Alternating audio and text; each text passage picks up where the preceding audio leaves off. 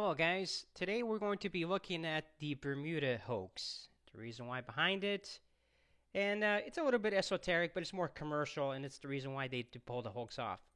Now let's look at a wide shot of the Atlantic Ocean, and we'll look at the ocean gyre, okay, and how it affects these trips.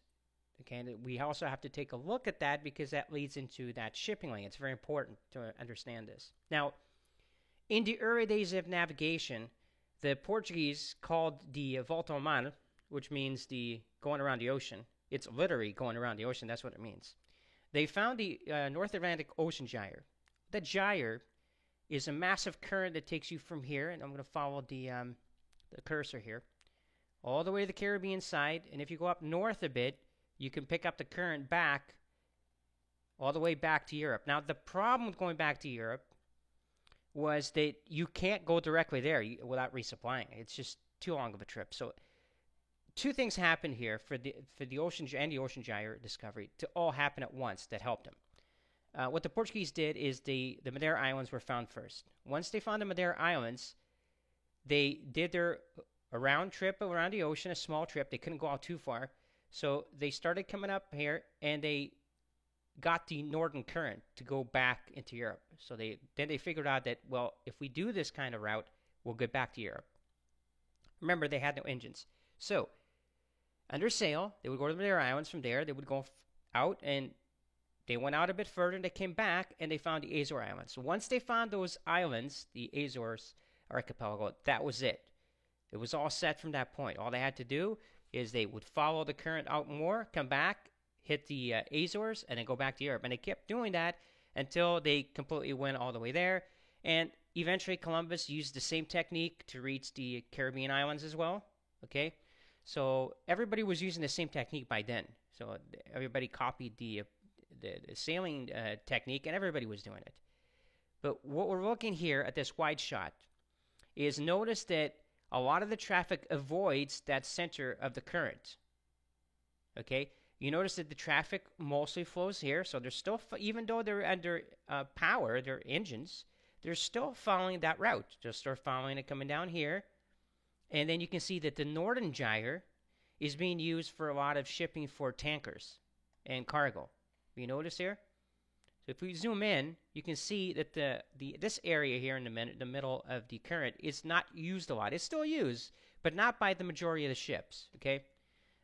Cargo vessels mostly, not a lot of tankers. Tankers are using more than northern because of fuel. Obviously, it takes power to power those engines, so they're using the current to take them over to the northern gyre. That's what they're doing. They're using the northern gyre. So now let's look at the Bermuda side here.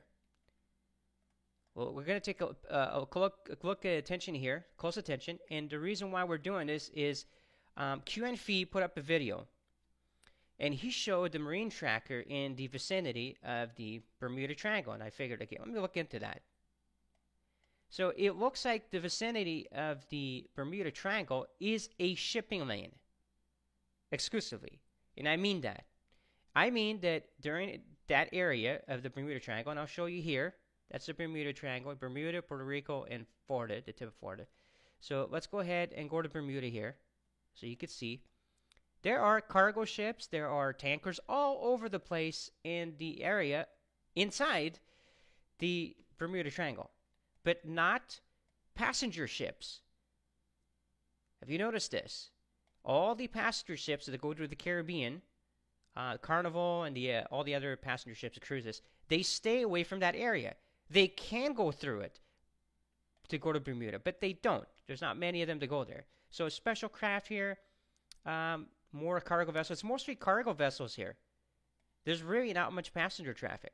And I believe, in my opinion, that that's why they did this hoax, to scare people away from that area so that they could use it as a complete shipping lane so that there'll be no interference. There'll be no accidents. Obviously, there's no passenger ships here.